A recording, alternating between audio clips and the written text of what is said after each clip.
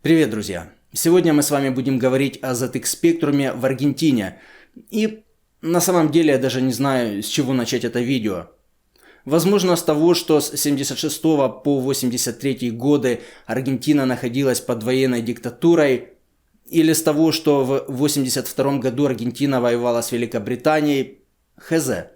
Хотя нет, пожалуй, я начну с того, что в Аргентине у всем известной конторы под названием IBM была дочерняя компания, которая производила принтеры. В основном на экспорт.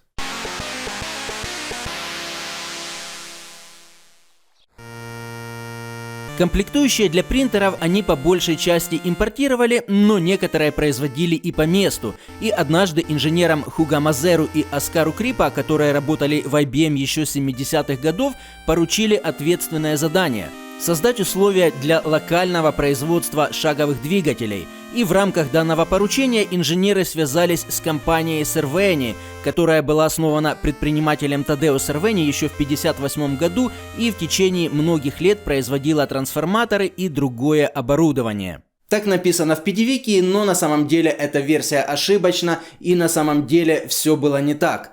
В действительности там была не одна, а как минимум две конторы с названием Serveni.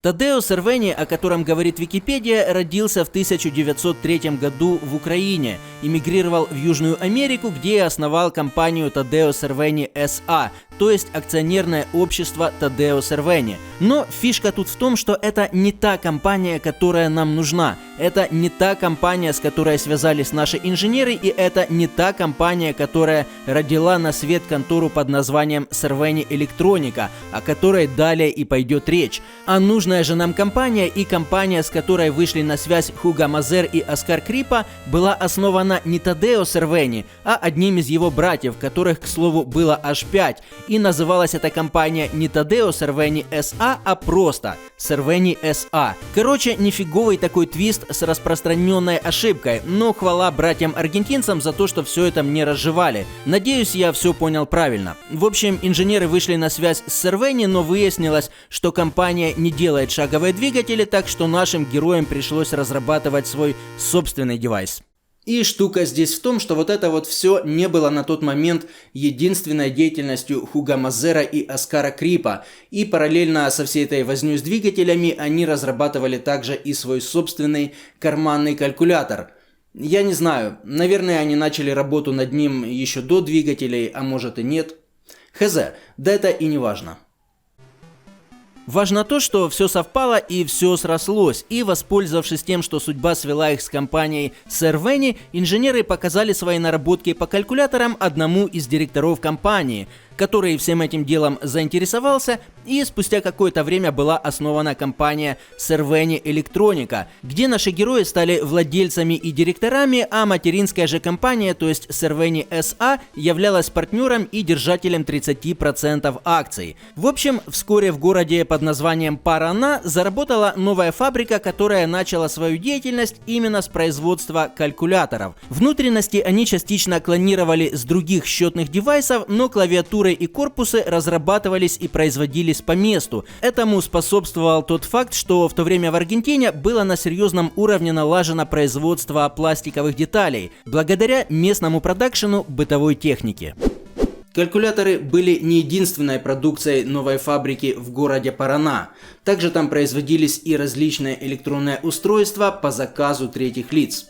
Наверное, следует еще заметить, что к тому времени Хуго Мазер и Оскар Крипа перестали работать с IBM, но остались с ними в довольно-таки хороших отношениях. И в какой-то момент они заключили с IBM контракт на завершение разработки и тестирования каких-то там комплектующих, для чего компьютерный гигант передал инженерам высококлассное производственное оборудование, которое те в том числе могли использовать и в своих собственных проектах. И это было крайне важным фактором, так как в то время дипломатические отношения между Великобританией и Аргентиной были разорваны, и экономика последней находилась в полнейшем коллапсе. Все было под санкциями и ограничениями, а импортные товары были запредельно дорогими. Но, тем не менее, несмотря на вот это вот все, сотрудники Serveni связались с Клайвом Синклером и договорились с ним о сотрудничестве посредством фирмы прокладки, в роли которой выступало португальское подразделение Таймекса. Первым плодом данной кооперации стал компьютер CZ1000, который появился на свет в 1984 году, и это было не что иное, как претерпевший некоторый ребрендинг таймексовский компьютер TS1000, который имел 2 килобайта оперативки на борту и который, в свою очередь, был слегка модифицированной версией синклеровского ZX81. Cerveni CZ1000, в отличие от таймексовского компа, формировал видеосигнал в формате PAL-N и имел частоту обновления экрана 50 Гц, в отличие, кстати, от машины португальского прародителя, которая работала на 60 Гц, то есть в NTSC. Таким образом, можно сказать, что компьютер от Cerveni вернулся к истокам, так как оригинальный девайс, а именно синклеровский ZX81, работал, конечно же, тоже на 50 Гц. У компьютеров Cerveni были свои собственные блоки питания, коробки и вот это вот все, ну и маркетинговую политику они тоже проводили свою собственную. Дела шли неплохо, и через некоторое время Cerveni выкатили на рынок свой новый вариант ZX81, который, в отличие от CZ1000, имел уже 16 килобайт оперативки против 2 у предыдущей модели. Новый комп получил ожидаемое название CZ1500 и, соответственно, был, если данное слово здесь уместно, клоном таймексовского TS1500. Основное, пожалуй, отличие машин Timex и Cerveni от оригинала состояло в том, что в отличие от синклеровского прародителя, у них уже были нормальные клавиатуры. Хотя, ну как нормальная. У аргентинского CZ1500 и у португальского TS1500 клавиатуры были как у первых 48 килобайтных спектрумов, но в любом случае это было однозначно сильно лучше пленочной клавиатуры ZX81. Ну а потом, друзья мои, на свет появился CZ2000, и это была уже радикально другая история, так как в отличие от предыдущих компов, этот девайс уже не был клоном ZX81, но был самым что ни на есть настоящим 48 килобайтным спектрумом. Ну или его клоном, или даже правильнее будет сказать, наверное, типа ребрендингом. Внутри этой машины находился спектрум с моделью платы 6А, сделанной в Португалии, да и корпуса, собственно говоря, тоже были португальскими. Внешне от предшественника этот комп отличало то, что CZ1500, то есть ZX81, был серого цвета, а CZ2000, как и оригинальный спек, был черным и имел в углу характерную спековскую радугу, которая подчеркивала то, что в отличие от предыдущих компов, этот зверь умел в цветное изображение. Ранее, кстати, подобные корпуса были замечены на рынке Португалии, но там в них пихали более ранние ревизии плат, а если говорить точнее, то Issue 4. Так вот, CZ2000 имели внутри оригинальные платы, оригинальные микросхемы ULA от Ferrati и ПЗУ, которое поставляло португальское отделение Timex. Короче, это все, конечно, хорошо, но, как вы понимаете, привозить из океана корпуса, платы и все остальное было не самым дешевым делом и не самым экономически оправданным ходом. Поэтому для своего следующего компа Cerveni изготовили уже свои собственные корпуса и собственные платы. Машины эти назывались просто и незамысловато CZ Spectrum, то есть Cerveni Spectrum. От оригинальных машин их отличало наличие кнопки сброса, порта для джойстика и некоторые доработки в схеме. Ну а визуально данный агрегат являлся чем-то типа гибрида между первым 48 и Spectrum Plus. Корпус был похож на корпус от Плюса, ну а клавиатура была резиновой. Лично у меня это все в плане дизайна вызывает смешанные чувства. Хотя, наверное, просто непривычно. Зато вот следующая модель CZ Spectrum Plus выглядела соответствующе названию и практически ничем не отличалась от оригинального Плюса, кроме разве что размеров и в какой-то мере названия. Дело в том, что аргентинский Spectrum Plus был несколько короче своего британского собрата, и в названии значок Плюс был заменен на именно слово Плюс. Кстати, вот в этих самых аргентинских корпусах, напоминающих укороченный оригинальный Spectrum Plus, одновременно со спекоклонами выпускались и продавались машины предыдущего поколения, то есть клоны ZX81, которые в своем названии теперь тоже имели слово «плюс» и назывались соответственно CZ1000 Plus и CZ1500 Plus. И тут, казалось бы, кому нафиг нужны эти морально устаревшие машины, если на рынке уже присутствует Spectrum? Но, тем не менее, как ни крути, цена решала, и поэтому клоны ZX 81 вполне себе успешно продавались параллельно со спеками. Тысячные и 1500 машины закупались как общеобразовательными школами, так и школами компьютерными частными, которые в то время в Аргентине были довольно-таки популярны.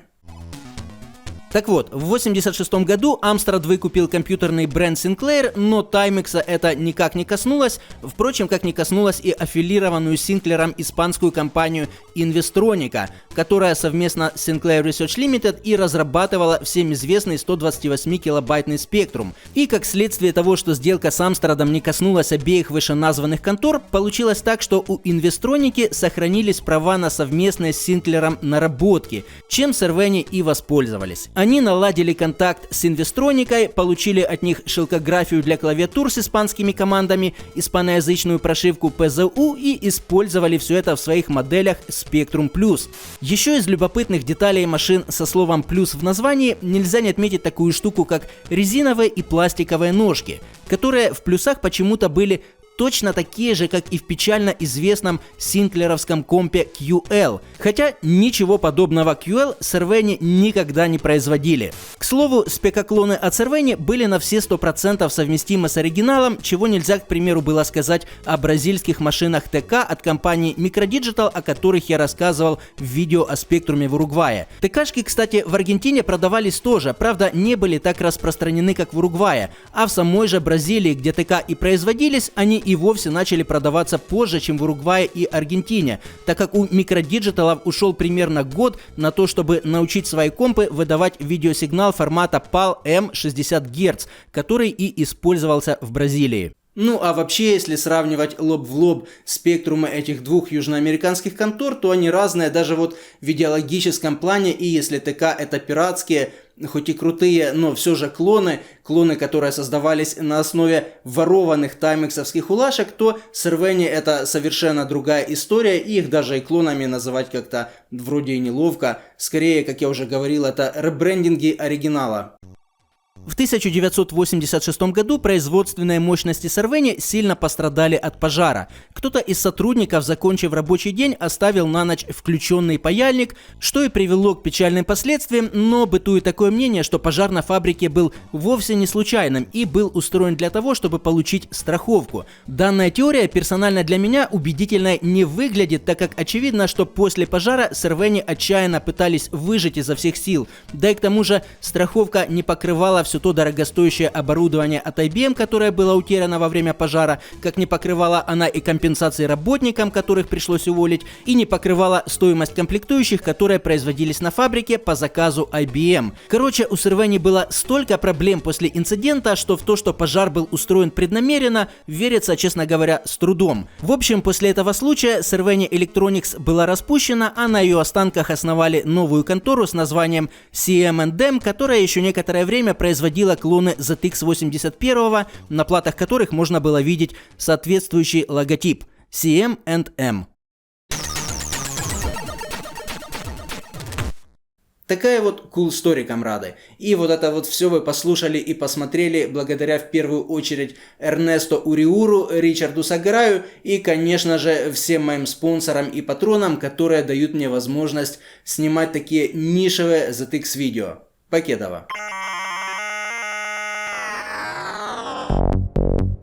А за поддержку, підтримку и прочие саппорты выражаю благодарность Андрею Угольнику, команде Drunkfly, ссылка в описании, Александру Ковальчуку, Соли по вкусу, Снауту 81, Вариату, Игорю Соколу, Никите, АДФу, Александру Бережному, Александру Ляшуку, Арту, Crazy Animal, Сайберу, Юджину Труневу, Сергею, Василию Селиванову, Василию Харужику, Маше и Сереге, басисту Акселю, Unknown Фильмейкеру, Володимиру Шевченко, Александру Веприку, Дизи Дарку, Игорю и Максиму Овчинниковым, Полтеру, Лапулену, Заманту, Демониксу, Сиру Вулкану, Дену Винницкому, Виктору, Сергею Доброву и всем тем замечательным людям, чьи имена и ники вы сейчас видите на своих экранах и не только. Некоторые не попадают иногда в списки благодарностей исключительно по техническим причинам, за что я, конечно же, покорнейше прошу прощения. В общем, всем огромное спасибо, комрады. Покедова!